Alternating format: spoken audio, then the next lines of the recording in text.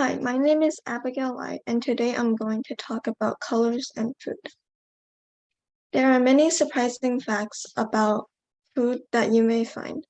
For example, did you know that nuts are considered fruits? Watermelons and bananas are berries, but strawberries are not berries, as the name suggests. Rice, corn, and wheat are the staple grains, but they're actually fruits. While further exploring food, colors seem to be a great aspect of it. In one experiment, participants were asked to taste brown chocolate and chocolate-colored green. Participants reported that the green chocolate tasted less chocolatey compared to regular chocolate. In another experiment, participants were asked to taste red onions and apples while blindfolded.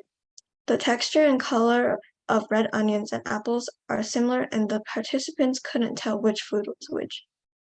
Whether the relations of color and food were the reason for the participants' reactions, the judgment of food and color seemed to be related to each other. We can roughly test this now. Which one would you prefer to eat? The blueberries that are blue or yellow? Most people would prefer to eat the blue-colored blueberries instead of the yellow. People tend to associate yellow-colored foods with sour foods such as lemons, while those who have tasted blueberries know that they are usually sweet. This led me to think, how are people's preferences for colors and food related to their judgment of sweets?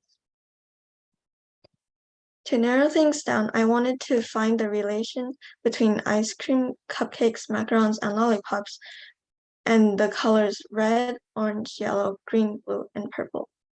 I first found and edited my desserts of choice, and then I created and designed a survey. The forms included questions on gender, age, favorite color, favorite desserts, and how much they liked each photo of the dessert. The order of the pictures were randomized, so there was no specific pattern. In the end, I had a total of 35 participants. Here are some of the questions I asked. Participants were asked to rate each picture of 6 colors of 4 desserts on a scale of 0 to 10.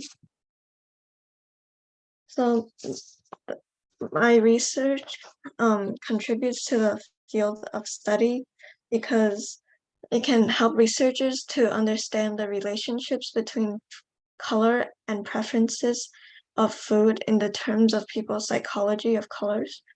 The results also has implications in the food industry, and they can use the information to design colors of sweets.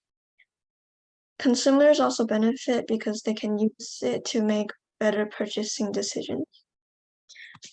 After reviewing the data, the first main point is that people whose favorite color was red rated red sweets higher than other people rated red sweets. Preferences for certain colors appear to be linked to preferences for certain sweets, especially for red and purple.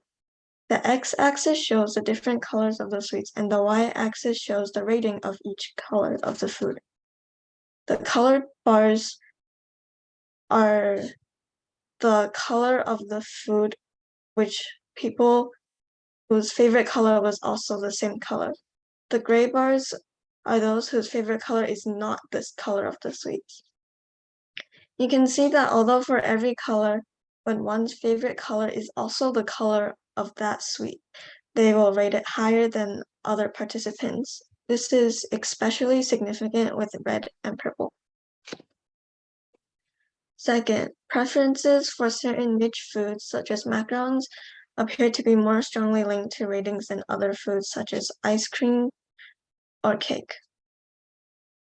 People whose favorite dessert was macarons rated them higher.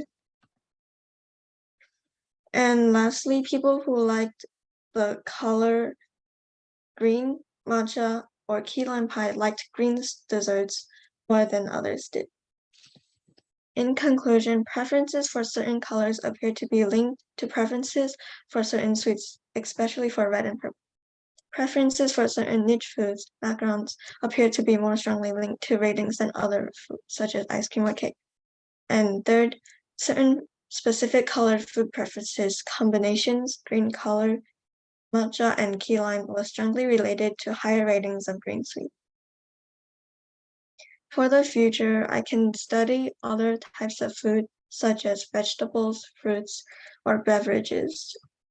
Thank you for listening.